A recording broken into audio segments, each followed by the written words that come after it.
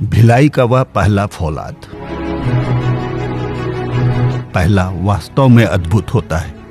कल्पना करें, पहली चिट्ठी, पहला प्यार, पहला स्पर्श, पहली औलाद, पहली फसल, पहली तनख्वाह, वह सब कुछ जो पहला हो। आज हम बात कर रहे हैं भिलाई स्टील प्लांट की धमन भिट्टी से गलकर निकले पहले फौलाद की। अब से ठीक 61 साल पहले 5 फरवरी 1959 की सुबह देश के पहले नागरिक राष्ट्रपति डॉक्टर राजेंद्र प्रसाद के हाथों में था वह पहला फौलादी टुकड़ा।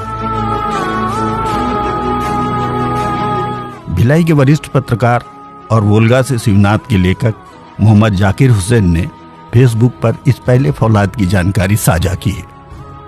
वे लिखते हैं, 2 फरवरी 1955 में औपचारिक रूप से नींव पड़ी थी भिलाई इस्पात संयंत्र की। 1887 में भारतीय भू सर्वेक्षण विभाग की ओर से सर्वे पूरा हो गया था। पानी का स्रोत नहीं था, लिहाजा टाटा का स्टील प्लांट स्थापित नहीं हो सका। तांदुला डैम बना और आजादी के बाद इस क्षेत्र में स्टील प्लांट लगाने की कोशिशें जोर शोर से शुरू हो गईं। तमाम कोशिशों के बाद अंततः 2 फरवरी 1955 का वह ऐतिहासिक दिन आया जब नई दिल्ली में भारत और तत्कालीन सोवियत संघ के बीच लिखित समझौता हुआ और भिलाई में 10 लाख टन क्षमता का स्टील प्लांट स्थापित हुआ।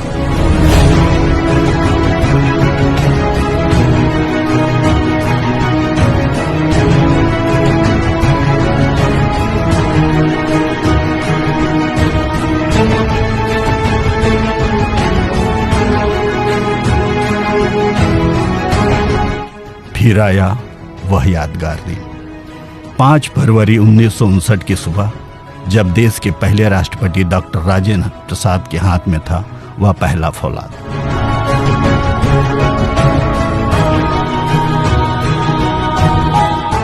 तैयारियों पर मोहम्मद जाकिर लिखते हैं, रूसी हिंदुस्तानी इंजीनियरों की टीम तमाम तैयारियों के बाद 2 फरवरी से ही ब्लास्ट फर्नेस के इर्द गिर्द डेरा डाल चुकी थी।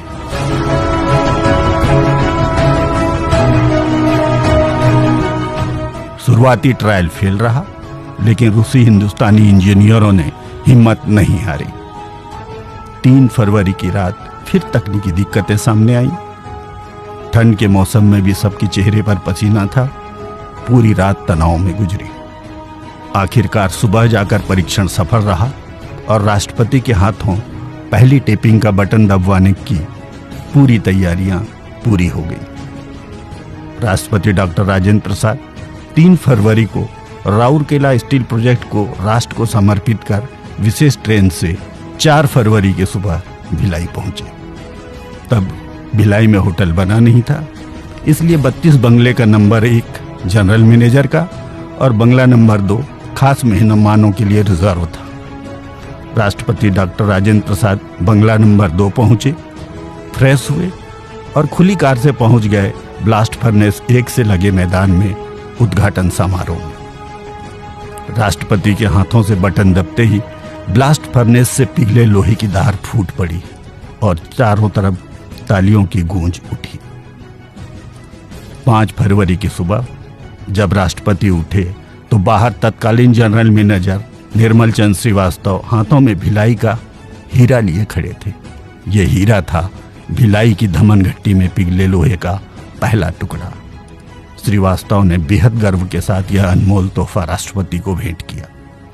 तरक्की करता भिलाई इस्पात संयंत्र आज 10 लाख से बढ़कर 70 लाख टन क्षमता की ओर बढ़ रहा है।